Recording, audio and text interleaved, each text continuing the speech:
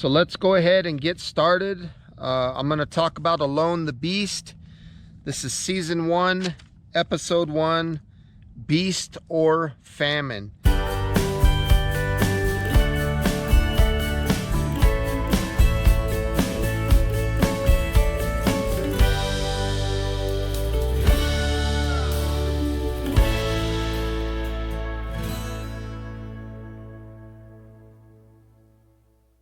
Now there's 3 people, they have no tools, they have to spend 30 days.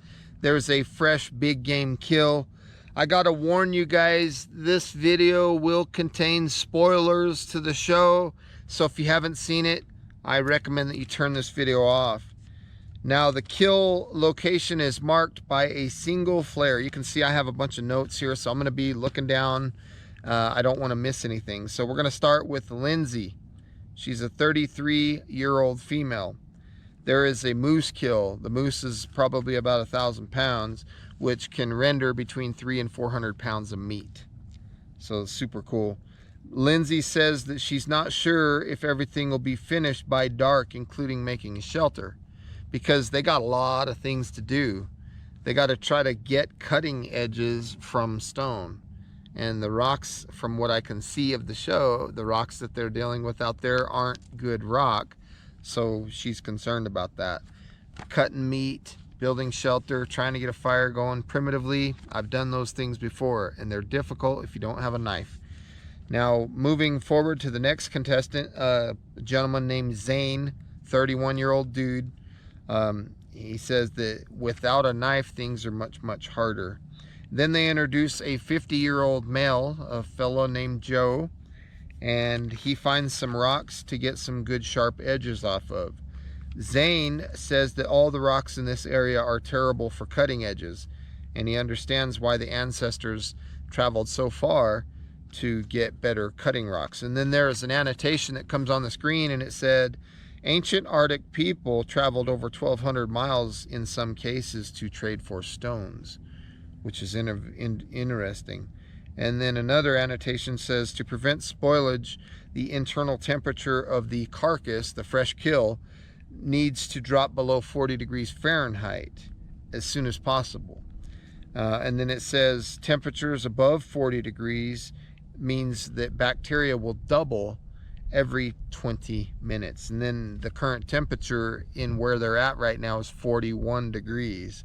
So they need to get this animal open and get the innards out so that the carcass can cool. Crazy. So Joe decides that he's going to start to make the shelter and potentially fire, while Zane and Lindsay are processing the moose. And the shelter, in my opinion, looks suspect. It doesn't look solid at all. And I'm not trying to take anything away from Joe, but I'm like looking at the shelter thinking, man, I just don't know if that's gonna cut it. It was basically the trunk of a tree and then a bunch of boughs thrown around, which the trunk of the tree is a good place to put a shelter. It has the least amount of water and stuff like that in the event that it was raining, but I'm still wondering about, heat loss through convection and conduction. I don't know, just the shelter didn't look solid to me. Of course, we're on day 1, so they have a lot of room for improvement. So Lindsay, the show cuts in, and her arm is literally shoulder deep in this carcass. This is a moose, right? She's trying to get to the esophagus so she can cut that loose. That'll cut a lot of the internal organs free. So she's shoulder deep into this thing, and she cuts out the heart and lungs of the animal. Now it's 35 degrees outside, and Joe starts to cough. And I noticed that there's no fire yet. And they go through the night. It's probably kind of miserable, and the show moves forward to day 2. Zane decides he wants to work on a food cache so that they can go back to the moose, because they took some of the meat with them, but they're coming back to the moose in the hopes of getting the meat and storing it somewhere so that the predators can't get to the meat, which I think is very, very smart. Joe is still not feeling good. He's relaxing in the shelter. So that's basically day 2. Day 3, Joe is still coughing. Lindsay and Zane are working very hard, and Zane wants to make fire. So he decides to make a friction fire. Obviously, he doesn't have a ferro rod or nothing like that, no tools, so everything's very primitive. So he decides to make an Inuit strap drill. It's a bow drill kind of fire where you put a piece of wood as a mouthpiece in your mouth, and it's your socket. You have a spindle and you have a hearth, and he's using a piece of rawhide from the kill as his cordage.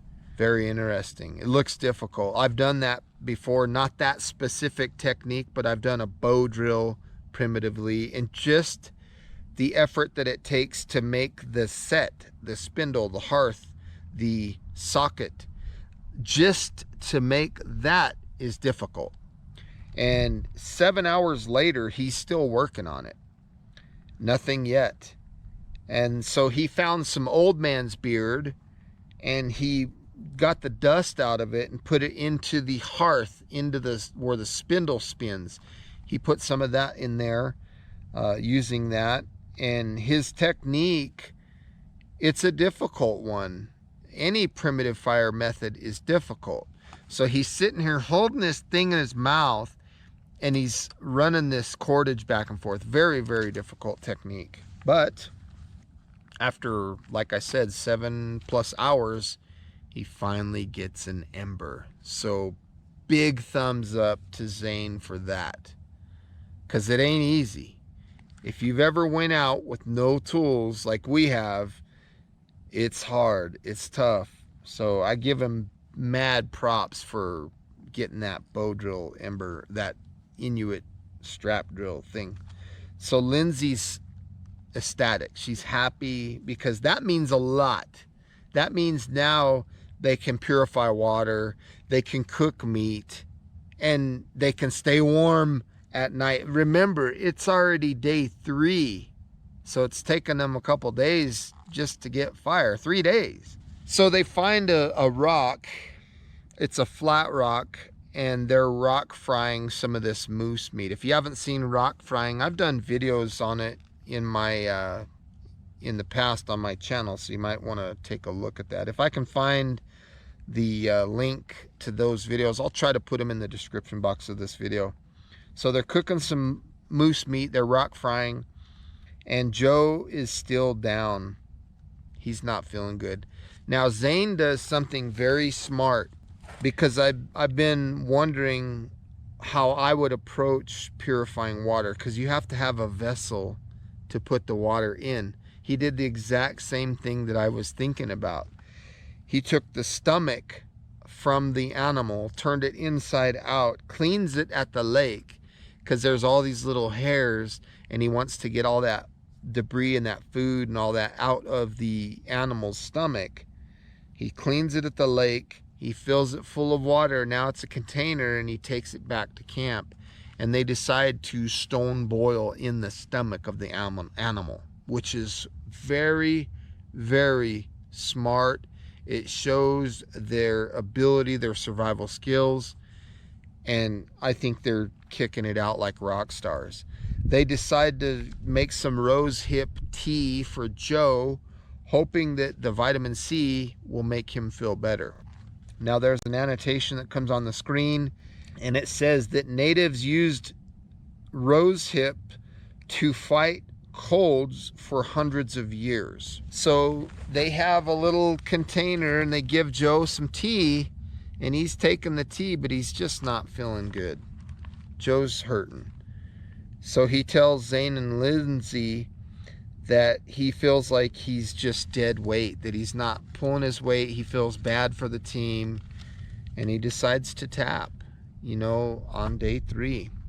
And that's unfortunate, because I like Joe. He's a good dude. It's too bad. You know, he's been given this opportunity, and his body is just not agreeing with the temperatures And if I remember correctly, Joe was living in Hawthorne, Nevada. So now he's in these cold temperatures after being in a Nevada climate. It hit him, you know. I feel for him. So moving forward, we're on day 4. And now that Joe's gone, it makes more of a workload for Zane and Lindsay. So they decide that they're going to go check on the moose. And they notice that the liver and kidneys are kind of chewed up and some of it's missing. So there's definitely a predator that's been on the kill. It's on day 4. It's been taking them a long time to process this meat, just to cut it, because the stones that they're dealing with aren't making good cutting edges. So they decide that they're going to smoke the meat to preserve it, which is extremely smart. Same thing I would have done. And then there's an annotation on the screen. It says primitive preservation methods often use the sun, the wind, and the salt from ocean water to preserve the meat. Now, they use the moose hide to keep the smoke. So what happened here was there was 2 large rock formations, 2 boulders, if you will, and they put their fire right in the middle. So the fire was kind of contained between these 2 rocks. They put some boughs and sticks and stuff above the flames, high enough where the flames aren't going to be hitting those, and they put the moose hide above that to contain the smoke so that they can jerk their meat. They can smoke their meat. Very, very smart, very, very effective, the technique that they used and how they did it. Very cool. So, and that's a lot of work for 2 people to do to preserve 400 pounds of meat. That's a lot of effort. So we're still on day 4. It's 28 degrees outside and it rained a little bit. Now we're on day 6 and it snowed, 25 degrees outside. And Zane says that panic goes through your brain when you start thinking about hypothermia. Now personally, I don't get where he's coming from on that one. I don't feel that way. I don't feel that panicking is something that I would be doing. But I'm not out there. Then an annotation comes on the screen and it says when your body temperature drops below 95 degrees Fahrenheit, if untreated, it can cause vital organs to shut down and it impairs your thinking. So could this be what's happening to Zane? I noticed that they're adding a lot of boughs to the shelter, and the shelter looks a lot better. The fire went out though. They've been working on the shelter and the fire went out. Man. And then later on day 6, you can see that the fire is going again. So good on them for getting that fire back. That was pretty cool. Now it's the middle of the night and Lindsay hears something. So she wakes Zane up and he hears a noise and he thinks that it's a bear. So he gets up and he decides to take a look around. And there was some footage, I think from a game cam, that shows a bear walking around. And he hears a bear growl. And Zane does the very smart thing. He says, "Get out of here." You know, he yells at the bear. So Zane starts missing his kids. And he makes a comment that threw a red flag to me. He said, I'm contemplating, and then he stopped and he says, "We'll see what happens." So he says, "I'm contemplating, well, we'll see what happens." It was almost like he was gonna start talking about tapping, but didn't want to put it out there. Now we're looking at day 10. It starts with Zane, and he's down by the lake shore looking out at the lake. Just you can tell that he's in deep thought. He's focused, he's looking around. He comes back to the shelter. Lindsay's working, putting pine boughs or something in the shelter, and he tells her that he has to tap. Day 10. And she looks, and I can't judge what her thoughts were at that moment, so I'm only speculating on what the look on her face. I'm trying to identify what that look was, and to me it looked like she was pissed. She might have been confused, might have been frustrated. I don't know. She just looked pissed to me. I don't know, maybe shocked. And she does say, "I'm shocked." She says, "Why?" And he tells her, "I'm missing my family." He says, "I'm so sorry. I'm very sorry. I just got to get home as quick as I can." So on day 10, Zane taps, and Lindsay's by herself. That's crazy. And now that he's gone, she has all of the workload to herself, which really raises the bar as far as the difficulty in this situation. And I give her mad props for this next thing right here. She says, "I don't know if the fire was to go out, if I'm capable of making a friction fire in these conditions." She's brutally honest. And I give her a ton of respect for that. For her to be honest with the viewers, that's amazing. But I think it takes a higher level to be honest with yourself. And she's demonstrated that. She's owned it. So we're moving forward to day 13. There is a bear growling in the middle of the night, and he's on the moose carcass kind of chewing away at it. Day 14, there is snow on the ground.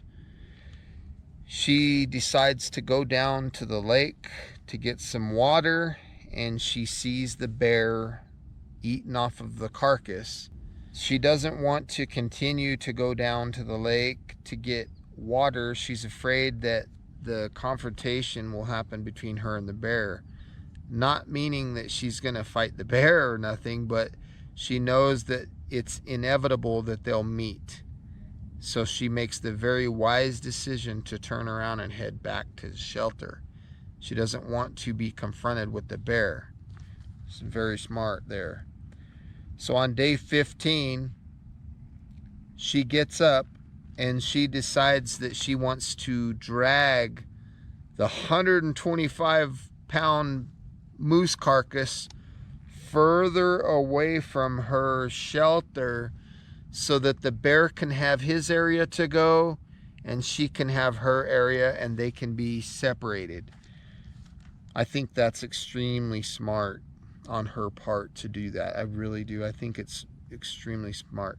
And there's an annotation on the screen that says at this point she's lost 10 pounds. Now that's real neat right there. 10 pounds, and it's day 15. And the reason that triggers a thought in my brain is because I did a 5-day, and in 5 days I lost 9.2 pounds. Now, she's on day 15, so she's doing good. She's only lost 10 pounds, but I got to tell you one thing. There is a camera crew out there doing all of the filming. So it's not like the regular alone where you film yourself. So when I did my 5-day and I lost 9.2 pounds, I was hiking all these different areas, setting up cameras to get shots of me walking in. So if I wasn't doing all my own camera, my own filming, I could see where my weight loss would be less. So much credit to her for only losing 10 pounds in 15 days. That's pretty good, because I would have thought, honestly, that by day 15, I would have probably lost about 15 pounds. I'm guessing, I don't know. So day 16, she decides to take a piece of bone and she wants to make a bone knife. It's snowing outside. It's 28 degrees outside. It's dark and she's got a campfire out there. and she sees the bear walk right by her fire. This bear is within 10 feet of her. That's scary. He's getting a little too comfortable, getting too close to her camp. That's her personal food stash. That's where all the meat is. And the bear is getting too close. So she decides on day 17 that she's going to go check the food cache. And she sees a bunch of bear tracks around where the meat is stored. Then an annotation comes on the screen and it says that bears consume up to 20,000 calories per day preparing for hibernation. And they will defend food aggressively. And that's true. They will. So she makes another smart decision. She decides she's going to take the moose hide and whatever things that she has, which again, they're not allowed to take anything on the show. So the things that she's packing up are things that they've made, tools, whatever that they've made out there. So she's going to pack up, roll that stuff up in the moose hide, and move. She's going to go to a whole new location. She doesn't want to tend with that bear. She's basically letting the bear have the carcass and the food cache. She's going to take some meat and go. Very smart. She's not going to contend with the bear. Super, super smart. So she uses some chaga, which is a fungus, because she's got to transport the fire. Now, she's already admitted that without Zane, she doesn't know if she's capable of doing this fire on her own. So it's day 17, so that means she has to travel with fire. So she takes chaga, puts an ember in the chaga, and the chaga is going to extend the coal or the ember while she can travel. She takes that chaga and puts it in a piece of birch wood. There's like a little hole, and she sets the chaga in there and puts like a piece of bark over it, kind of protecting that ember, and she's going to travel with it. Very, very smart on her part. So she says if her fire goes out on the hike to the new location, she'd be most likely having to tap. I love this girl. She is honest, brutally honest, and that's amazing. So she traveled 1.5 miles, found a new location. Day 17 still, she's nursing the coal to a flame. And very smart thing I noticed, she was using punk wood. So she gets it. I use punk wood all the time as a coal extender too, especially when I'm going to do solar ignition. It works fabulous for that. So she gets the fire and she lays some boughs down on the ground. And this gets a little hardcore the first day, day 17, the first day of her move. It gets a little hardcore because she lays the boughs down and lays underneath the moose carcass as a blanket to shield her from the elements. And that's how she sleeps that night. She does have a fire. Day 18, it's 32 degrees outside, so that's freezing. She says that it's shelter build day, and she built a very nice lean-to type structure. Day 23, she says she feels run down a bit. She feels lightheaded. That's pretty common. That's pretty common. There's an annotation on the screen. It says she's lost 10% of her body weight. She brought only dried meat with her. And then it says consuming all protein in your diet can lead to nutrient deprivation and scurvy. Fat helps the body absorb vitamins A, D, and E. So she decides on day 23 that she wants to try to hunt grouse. And she had a clavicle, or a scapula, which was from the shoulder area of the moose. And she said that she could throw that as a weapon to maybe hit a grouse. She said that the smoked meat is kind of tough and hard to chew. So on day 25, she sees a grouse and she throws the scapula at it and nails it. How lucky is that? Like that's pretty impressive.